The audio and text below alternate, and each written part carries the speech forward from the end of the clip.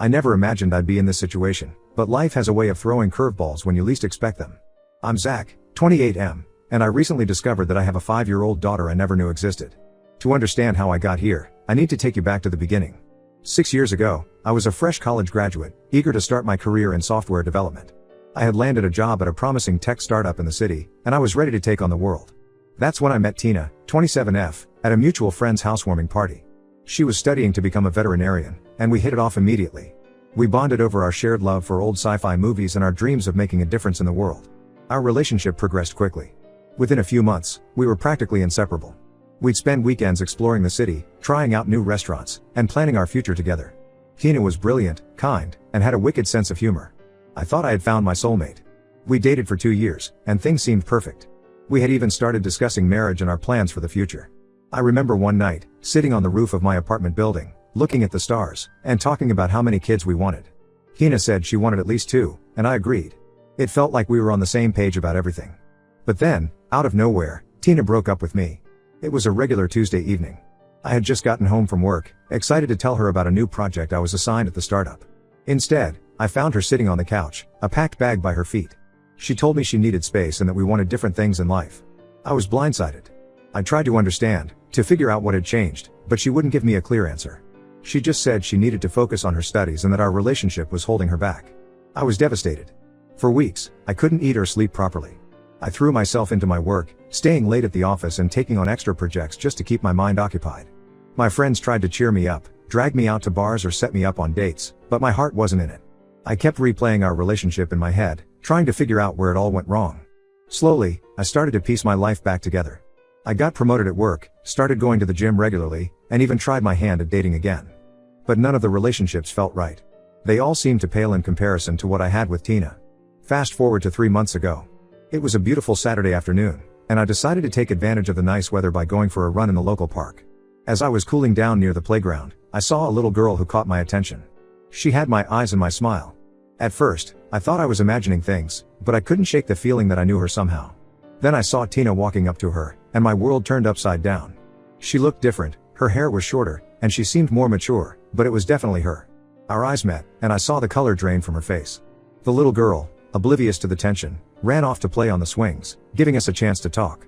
Tina tried to make small talk, asking how I'd been, but I cut straight to the chase. I asked her if the little girl was her daughter, and she nodded. Then I asked the question that had been forming in my mind since I first saw the child: is she mine? Tina's silence was all the answer I needed. She eventually admitted that yes, Natalie was my daughter. She found out she was pregnant shortly after our breakup but decided not to tell me because she thought I wasn't ready for fatherhood. She said she knew how important my career was to me and didn't want to burden me with a child. I was furious. How could she make that decision for me? I missed out on 5 years of my daughter's life because Tina decided I wasn't ready. We had a heated argument right there in the park, our voices low but intense to avoid drawing attention. I demanded a paternity test, not because I doubted Natalie was mine, but because I knew I'd need it for legal purposes. Tina agreed, probably realizing she had no choice. The next few weeks were a blur. The paternity test confirmed what I already knew in my heart: Natalie is my daughter. Now, I'm trying to navigate this new reality, and it's overwhelming. I want to be part of Natalie's life, but Tina is making it difficult. She's setting all these rules and restrictions on when and how I can see Natalie. She says it's to protect our daughter, but I can't help feeling like she's punishing me for something that wasn't my fault. To complicate matters further, my family is furious with Tina. When I told my parents about the situation, my mom broke down in tears, devastated that she had missed out on the first 5 years of her granddaughter's life. My dad, usually the calm one, was uncharacteristically angry. They're pushing me to go for full custody, saying Tina doesn't deserve to be Natalie's primary caregiver after what she did. I'm torn. On one hand, I'm angry at Tina for keeping this secret and robbing me of precious years with my daughter. On the other hand, I don't want to disrupt Natalie's life more than necessary. She's innocent in all of this, and I want to do what's best for her. But what is best for her? Is it staying primarily with the mother she's known all her life, or having equal time with both parents? My friends are divided on the issue. My best friend, Jake, thinks I should fight for custody. He argues that Tina forfeited her right to make unilateral decisions about Natalie when she chose to keep her a secret. But my colleague, Maria, who went through a messy custody battle herself, advises me to take it slow and build a relationship with Natalie gradually. She warns that a lengthy legal battle could traumatize Natalie and damage any chance of a cordial co-parenting relationship with Tina. I'm also worried about how this will affect my current girlfriend, Rebecca, 26F, who I've been dating for a year. We met at a coding bootcamp I was teaching on weekends, and hit it off immediately. She's smart, ambitious, and we share a lot of common interests. When I told her about Natalie, she was shocked but supportive. However, I can tell she's struggling with the idea of me having a child with my ex. We had talked about our future together, and suddenly, those plans seem up in the air. I've started spending time with Natalie, and she's amazing. She's smart, funny, and has so much energy. She loves animals, just like her mom, and gets excited about the smallest things. Every time I see her, I'm reminded of all the moments I've missed. Her first words, her first steps, her first day of school, all gone because of Tina's decision. The financial aspect of this situation is another point of contention. I want to contribute to Natalie's upbringing, but Tina and I can't agree on how much or how it should be done. She seems to think that because she raised Natalie alone for 5 years, she gets to make all the decisions now. But I want to be involved in every aspect of Natalie's life, including decisions about her education, healthcare, and general upbringing. I'm at a loss. I want to be a good father, but I also want justice for what was taken from me. How do I move forward? How do I build a relationship with my daughter while dealing with all this anger and resentment towards her mother? And how do I balance all of this with my current relationship and the rest of my life? Any advice would be appreciated. I feel like I'm drowning in a situation I never asked for, and I don't want to make any decisions that I'll regret later. How do I make this right, not just for me, but for Natalie? Update 1. It's been 2 months since my last post, and a lot has happened. First, I want to thank everyone for their advice and support. Your comments and messages have been a lifeline during this tumultuous time. After much deliberation and consultation with a family lawyer, I decided to take legal action to establish my parental rights and work out a formal custody agreement. It wasn't an easy decision, but I felt it was necessary to ensure I had a legal right to be part of Natalie's life. The process has been challenging, to say the least. Tina initially resisted, claiming that disrupting Natalie's routine would be harmful. She argued that Natalie was thriving under the current arrangement and that introducing me fully into her life would only confuse and upset her. However, my lawyer helped me push for a temporary visitation schedule while we work out the details of a more permanent arrangement. For the past month, I've been seeing Natalie twice a week and every other weekend. It's been a roller coaster of emotions. Every moment with her is precious, but it's also a stark reminder of all the time I've lost. Natalie is a bundle of energy and curiosity. She loves dinosaurs and can recite the names of at least 20 different species. She gets excited about the smallest things, like finding a uniquely shaped leaf or a colorful rock. One particularly difficult moment was when Natalie asked me why I hadn't been around before. I struggled to find an age-appropriate way to explain the situation without bad-mouthing Tina. I simply told her that sometimes grown-ups make mistakes, but that I love her very much and I'm here now. It wasn't a perfect answer, but it seemed to satisfy her for the moment. Still, I know this is a conversation we'll need to revisit as she gets older and can understand more. My relationship with Tina remains tense. We're trying to be civil for Natalie's sake, but there's still a lot of unresolved anger and hurt between us. She's been more cooperative with the visitation schedule, but I can tell she's not happy about it. Every handover is awkward, with forced smiles and stilted small talk for Natalie's benefit. Last week, we had our first major disagreement about Natalie's upbringing. I learned that Tina had been feeding Natalie a strictly vegetarian diet. While I respect Tina's personal choice to be vegetarian, I don't believe it's right to impose that on Natalie without discussing it with me. We had a heated argument about it, which ended with us agreeing to consult a pediatric nutritionist to ensure Natalie's diet is balanced, regardless of whether it includes meat or not. My family, especially my parents, have been over the moon about meeting Natalie. They've showered her with gifts and attention, which has been lovely to see but has also caused some friction with Tina. She feels like they're trying to buy Natalie's affection, while my parents feel like they're making up for lost time. I've had to play mediator, reminding everyone that the most important thing is Natalie's happiness and well-being. My mom, in particular, has been struggling with the situation. She's oscillated between anger at Tina for keeping Natalie a secret, and guilt for not being there for the first 5 years of her granddaughter's life. She's been seeing a therapist to work through these emotions, which I think has been helpful. As for Rebecca, my girlfriend, things have been strained. She's been trying to be supportive, but I can see the toll this is taking on our relationship. She's feeling sidelined as more and more of my time and energy goes towards Natalie and dealing with this situation. We had a long talk last week where she expressed her fears about where she fits into my life now. We're working on finding a balance, but it's not easy. I love Rebecca, but I also know that Natalie has to be my priority right now. One positive development is that I've started attending a support group for parents in similar situations. It's been incredibly helpful to talk to others who understand what I'm going through. Some of their stories have made me realize that while my situation is difficult, it could be much worse. There's a guy in the group who didn't find out about his child until they were 16. Hearing his story made me grateful that I at least have the opportunity to be part of Natalie's life while she's still young. Financially, things are still up in the air. My lawyer is working on establishing a fair child support arrangement, but it's complicated given the unusual circumstances. I've started putting money aside for Natalie's future, including a college fund, which gives me some peace of mind. However, Tina and I still can't agree on how to handle everyday expenses. She seems to resent any financial contribution from me, as if accepting my money somehow diminishes her role as Natalie's primary caregiver for the past 5 years. As we move forward with the legal process, I'm trying to focus on building my relationship with Natalie. It's not always easy, and there are moments when the anger towards Tina threatens to overwhelm me. But then Natalie will say something funny or give me a hug, and all that anger melts away. I'm learning to separate my feelings about Tina from my relationship with Natalie, but it's a daily struggle. I know we have a long road ahead. There will be more challenges, more disagreements, and probably more heartache. But I'm committed to being the best father I can be, regardless of the circumstances. Natalie deserves nothing less. Thank you all again for your support. Your words of encouragement and advice have meant more than you know. I'll update again when there are significant developments. Update 2, it's been another 3 months, and I wanted to give you all an update on my situation with Natalie and Tina. Things have taken some unexpected turns, both good and bad. First, the good news: after several mediation sessions and negotiations through our lawyers, Tina and I have finally reached a custody agreement. I now have Natalie every Wednesday night and every other weekend, plus 2 weeks during the summer and alternating holidays. It's not perfect, but it's a huge improvement from where we started. Natalie seems to be adjusting well to the new arrangement. She's always excited to see me, and we've started developing our own little traditions. Every Wednesday, we have a breakfast for dinner night where we make pancakes together. It's become something she looks forward to all week. Last Wednesday, she insisted on making pancakes shaped like dinosaurs. It was messy, but seeing her laugh as she tried to make a T-Rex shaped pancake was worth every bit of batter we had to clean up.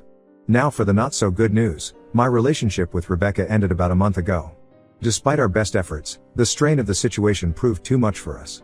She felt like she couldn't compete with my newfound responsibilities as a father, and honestly, I couldn't give her the attention she deserved. It was a mutual decision, but it still hurts. Rebecca was a big part of my life for the past year, and adjusting to being single again while also navigating fatherhood has been challenging. On a more positive note, I've made some progress in my relationship with Tina. We're not friends by any means, but we've managed to establish a more cordial co-parenting relationship. We've even started using a co-parenting app to communicate about Natalie's schedule and needs, which has helped reduce direct conflicts between us. Last week, we managed to have a civil conversation about Natalie's upcoming school projects without any arguments. It felt like a small victory. However, just when things seemed to be settling into a new normal, another complication arose. Tina's parents, who I'd never met before, reached out to me. They explained that they had only recently learned about Natalie and my situation. Apparently, Tina had kept Natalie's paternity a secret from them as well, telling them that Natalie's father was not in the picture. This revelation has caused a rift between Tina and her parents. They're upset that she kept such a big secret from them and denied them the opportunity to know their granddaughter's father. They've been reaching out to me, wanting to meet and be part of Natalie's life.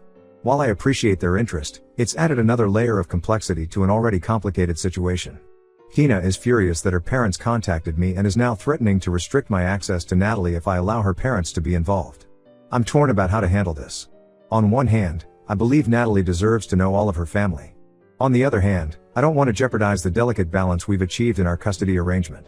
It feels like I'm walking a tightrope, trying to do what's best for Natalie while navigating the complex dynamics between all the adults in her life. As for Natalie, she continues to amaze me every day. She started taking an interest in coding, of all things. When she found out what I do for work, she asked me to teach her. Now, we spend some of our time together doing simple coding exercises on a kid-friendly programming website. Seeing her eyes light up when she makes her first animation work is indescribable. It makes me wonder what other interests and talents she might develop as she grows older, and I'm grateful that I'll get to be there to see it. I'm still attending the support group, which has been a lifeline through all of this. Hearing others' stories and sharing my own has helped me process my emotions and given me valuable perspectives on co-parenting. Last week, I shared about the situation with Tina's parents, and the group had some insightful advice on how to approach it. Looking ahead, I know there will be more challenges. Natalie will start school soon, which will bring its own set of complications. Tina and I will need to agree on which school she'll attend, how we'll handle parent-teacher conferences, and so much more. But for now, I'm focusing on cherishing every moment I have with her and doing my best to be the father she deserves. Thank you all for your continued support. I'll update again if there are any significant changes. Update 3, it's been 6 months since my last update, and I wanted to share the latest developments in my journey with Natalie and the ongoing saga with Tina. The biggest news is that I've recently been offered a promotion at work. It's a great opportunity. I'd be leading a team developing a new AI-driven software platform. The catch? It would require relocating to a different state, about 500 miles away. Normally, I would have jumped at the chance, but now, with Natalie in the picture, it's not that simple. I brought up the possibility with Tina, and as expected, she was completely against it. We had a long, tense conversation about it.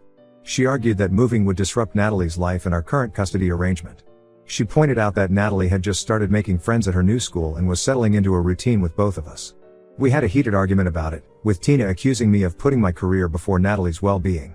I spent weeks agonizing over the decision. I talked to my boss about the possibility of working remotely, but the nature of the project requires me to be on site. I consulted with my lawyer about how a move might affect my custody rights. I even took Natalie on a weekend trip to the new city, just to see how she might like it there. After a lot of soul-searching and discussions with my lawyer, I've decided to turn down the promotion. It wasn't an easy decision. Part of me feels like I'm giving up a huge opportunity. But I realize that being close to Natalie is more important to me than advancing my career right now.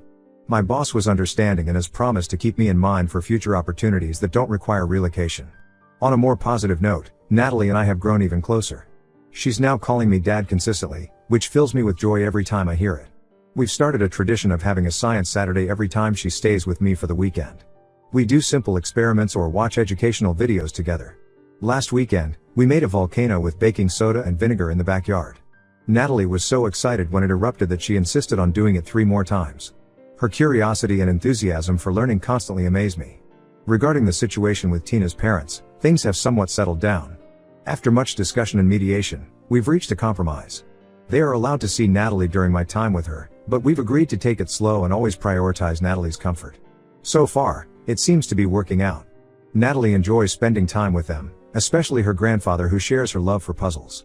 We had a nice afternoon last month where we all worked on a 500-piece jigsaw puzzle together. Tina and I are still working on our co-parenting relationship. We've had our ups and downs, but overall, things have improved. We've even managed to attend one of Natalie's school events together without any drama, which felt like a major accomplishment. It was a science fair, and Natalie had made a project about the water cycle. Seeing her beam with pride as she explained her project to us both was a moment I'll never forget. I've started dating again, casually. I'm being very cautious about introducing anyone to Natalie, but it feels good to be moving forward with my personal life. I've been upfront about my situation with the women I've dated, and while some have been understanding, others have decided it's not for them. I'm okay with that. Natalie is my priority, and I need someone who can accept that. One challenge we're currently facing is that Natalie has been asking more questions about why I wasn't around when she was younger. It's a difficult topic to navigate, and Tina and I are trying to find a way to explain it that's honest but age appropriate. We've considered seeking help from a child psychologist to guide us through these conversations. It's important to both of us that Natalie understands she's loved and that the situation wasn't her fault. Looking back on the past year, it's hard to believe how much has changed. There have been moments of frustration, anger, and sadness, but also incredible joy and love. Watching Natalie grow and being part of her life has been the most rewarding experience of my life. I know we still have challenges ahead. As Natalie grows older, we'll have to navigate more complex issues and emotions. But I'm committed to being there for her, no matter what. While I may not update as frequently, know that your words have made a real difference in helping me navigate this unexpected chapter of my life.